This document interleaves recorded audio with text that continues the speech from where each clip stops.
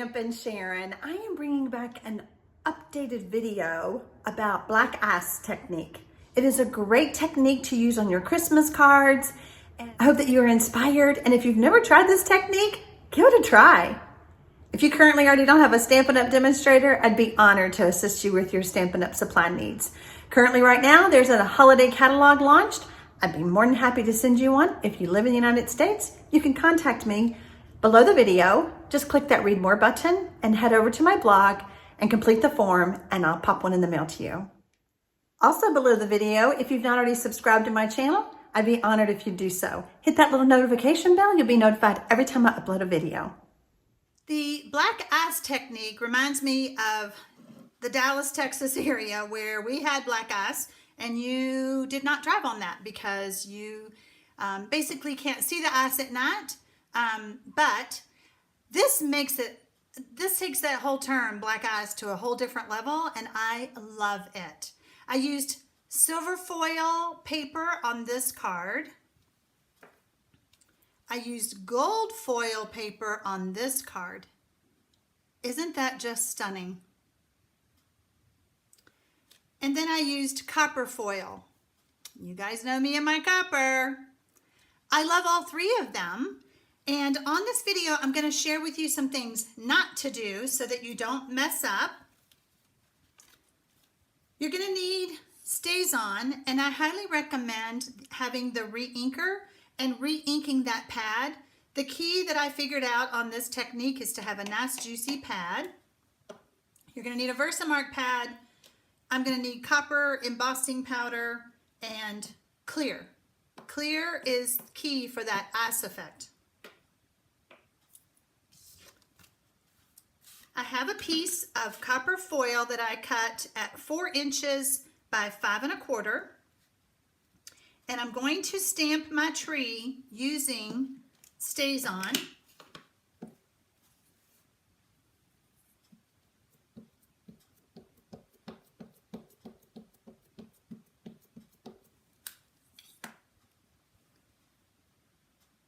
I really put a lot of ink on there. And I want you to press down all the way around this tree if you make this card at home.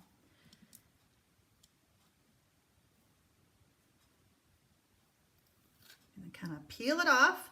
Beautiful. I want to share a tip with you. On the lid, there are 2 lids to every StazOn. When you first get the StazOn stamp pad, there's a clear lid.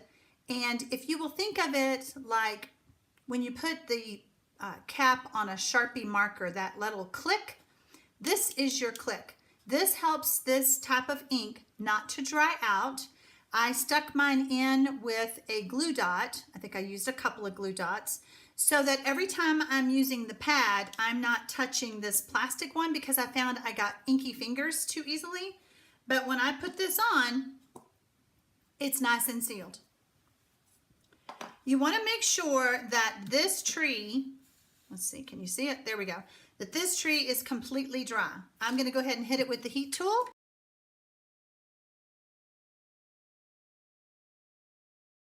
One of the things that I told you was I will tell you what not to do. If you don't dry that tree and you go to do the next step where we're going to be dragging the ink across our cardstock, my tree was not dry the first time. Can you see how I drug the ink from the tree? Hope y'all can see that on the video. I didn't like that look, so make sure it's good and dry. The next step is I'm going to add some snail to the back of my card, and I'm going to use my sweater to kind of remove some of the stickiness. It's still sticky, but I just want it to stay, and then I want to be able to lift it up easily. I have my copper on a large piece of paper because otherwise, if you have it on just a smaller piece, you don't have a way to hang on to that paper. And when you're dragging the stamp pads across, this can shift. We know this isn't going to shift, but if your paper shifts, then you have a challenge. I'm going to use the StazOn ink pad again. And the key to this technique is to start heavy off the paper, lighten up, and be heavy when you come off. Another trick, or tip I should say, is once you start this process, don't stop. I will show you what happens if you stop.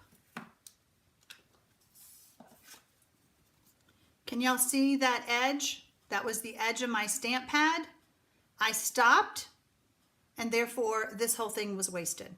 Okay? We don't want a black line there. We just want the heavy here and then just streaks throughout the card. Again, this needs to be dry.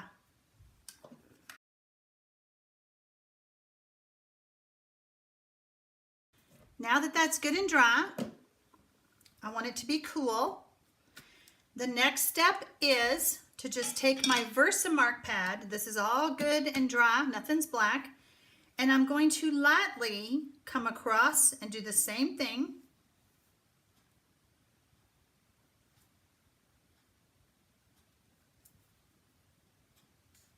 See how it's moving? I'm just gonna, go ahead and lift it up.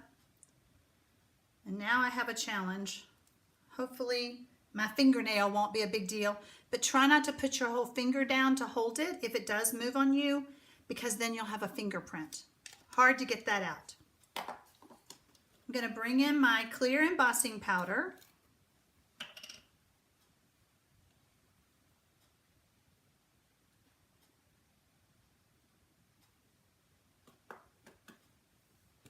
See the difference? This side has the clear, this side does not have any powder yet.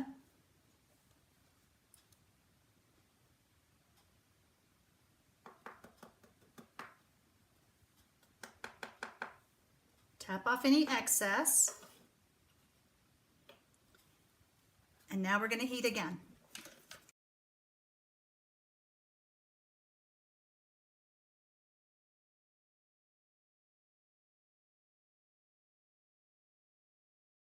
Look how pretty.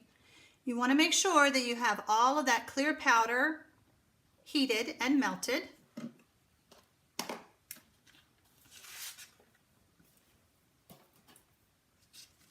I have my very vanilla card base, and I also have my sentiment layer cut out.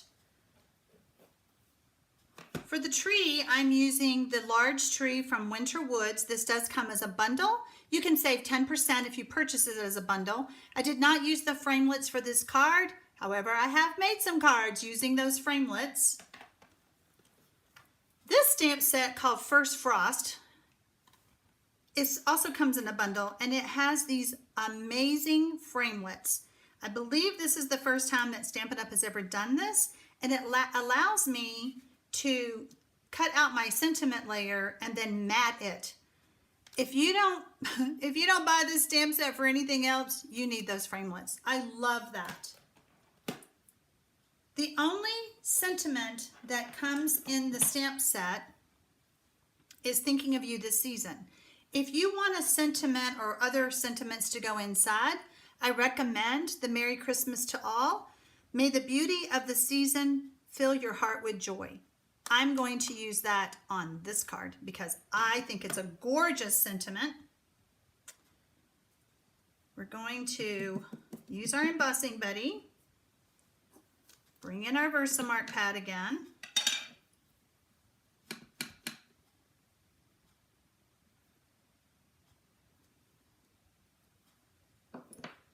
And this time I'm going to use copper embossing powder.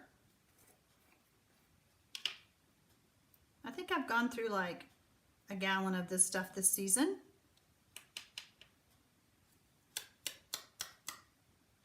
I'm going to heat set.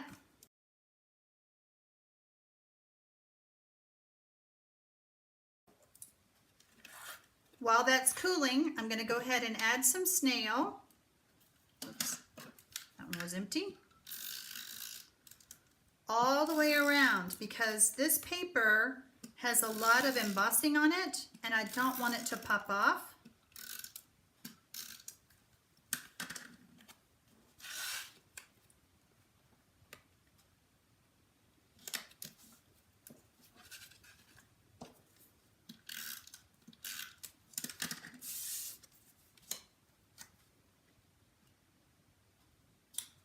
love how that mats. Woo.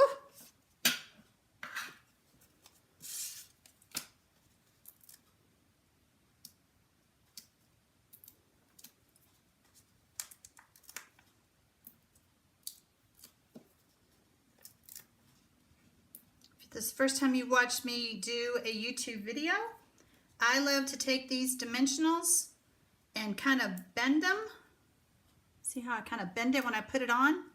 And when I do that, that backing comes off much easier. I struggle with getting the backing off, so if you struggle, I hope that tip helps you. So now we're going to stamp on the inside.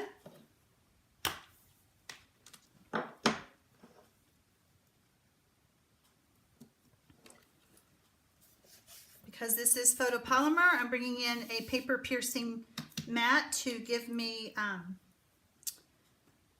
not that, I don't need that, to give me some cushion.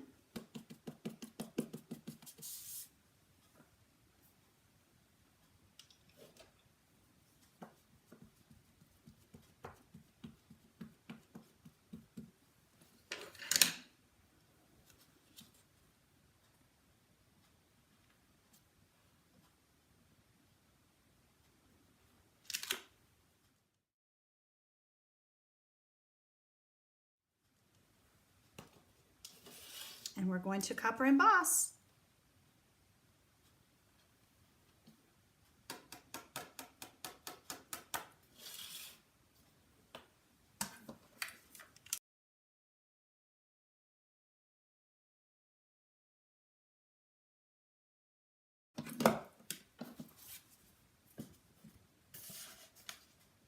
Absolutely stunning. And that copper embossing goes perfect with my copper foil paper. I hope that you love this technique. I am kind of addicted right now. I wonder if this technique would work on colored cardstock, so I will be giving that a try. I just love it. If I can help you with any of your Stampin' needs, I would be so honored. Thanks so much for watching.